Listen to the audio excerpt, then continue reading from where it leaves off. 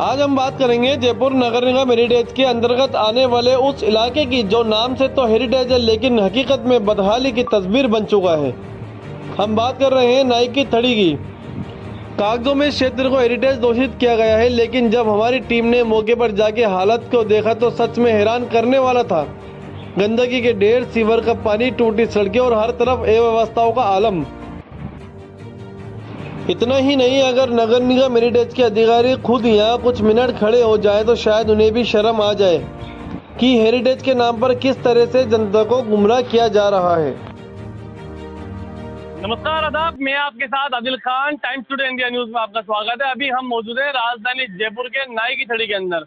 ये वो नाई की थड़ी इलाका है जो है तो आज काफी बसावट वाला इलाका, लेकिन आज अगर देखा जाए तो ये भी एक गाँव से कम नहीं है।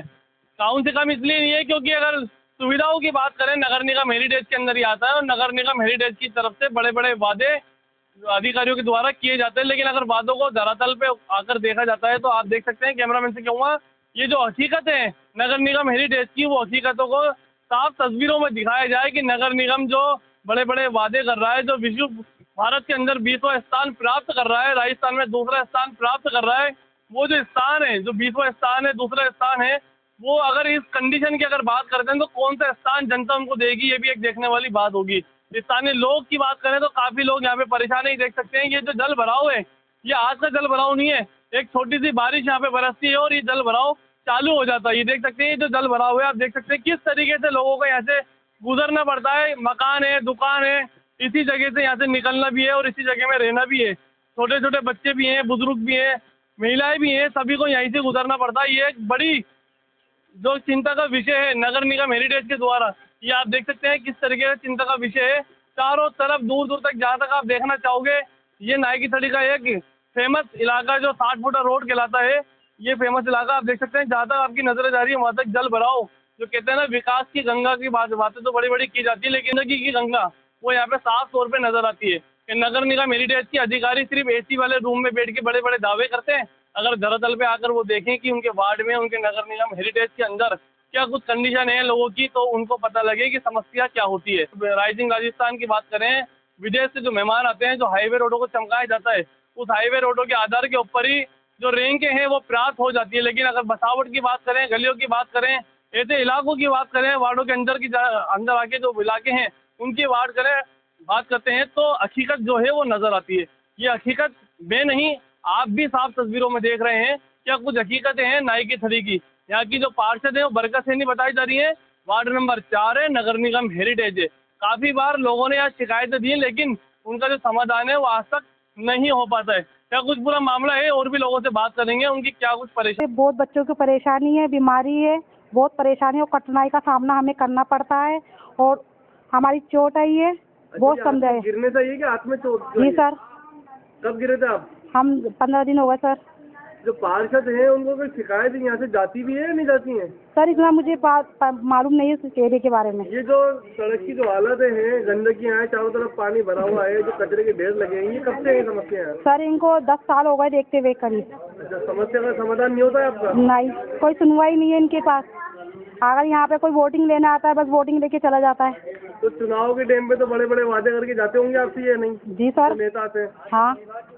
क्या वादे करके जाते हैं? कि हम आपके लिए सुविधा करेंगे, बहुत उस चीज पे प्रेशर होता है, आपकी गंदगी साफ कराएंगे, मगर वोटिंग लेने के बाद जनता के पास वो देखते नहीं, जनता को क्या है। आज जो वादे जो करके गए थे चुनाव के टाइम पे, उसको 5 साल पूरे कंप्लीट हो चुके हैं, लगभग होने वाले हैं। हाँ। तो उस 5 सालों के अंदर जो एक वादा था वो कोई हुआ क्या, धरातल पे सक्सेस हुआ वादा? नहीं सर, कोई भी वादा नहीं आया? नहीं, अभी तक तो हमने कुछ ऐसी सुविधा यहाँ नहीं देखी जिससे यहाँ पर ड्रग्स, सिफिन सब चल रहे हैं यहाँ पर, कोई सुनवाई भी, नशा भी चल रहा है। वो जो वादे करके गए थे उसमें से एक वादा भी ऐसा नहीं है जो धरातल पे आ गया? नहीं सर। स्थानीय लोगों की माने तो नेता चुनाव के वक्त बड़े बड़े वादे करके जाते हैं, लेकिन उसके बाद कोई हाल पूछने नहीं आता है। ना पार्षद नजर आते हैं, ना कोई अधिकारी।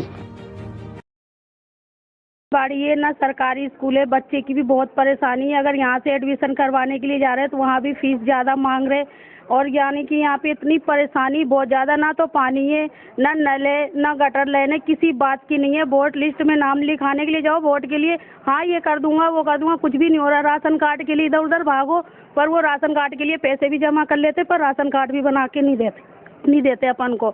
अब ऐसा करो, आप जाके हमारे राशन कार्ड भी तैयार हो और पूरी प्रूफ भी यहाँ का बने और यहाँ से आराम मिले अपन को सबको। यहाँ कोई क्या स्कूल वगैरह सरकारी स्कूल नहीं है बिल्कुल भी, बहुत दूर दूर है। कई बार बच्चों की साधन भी नहीं है जाने के, और बारिश में तो निकलने का बिल्कुल भी रास्ता नहीं है। बड़े चाहते तो बड़े भी गिर जाएं, बच्चे जाएं तो बच्चे भी गिर जाएं।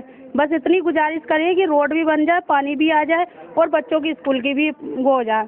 इस मूलभूत समस्याओं की कड़ी में एक समस्या और है सबसे बड़ी नाई की थड़ी की, कि नाई की थड़ी में तकरीबन 70-80 कॉलोनियाँ बनी हुई हैं। उन पूरी 70-80 कॉलोनियों में हमारे पास ये बात आती है कि एक भी कब्रिस्तान की जमीन नहीं है, बिल्कुल भी नहीं है सर ये बात। तो मान लीजिए कि अगर इस तरह की कोई चीज हो जाती है तब आप लोगों को किस तरह से परेशानियों का सामना करना? बहुत दिक्कत आती है यहाँ तो, बहुत दिक्कत आती है हर बात की।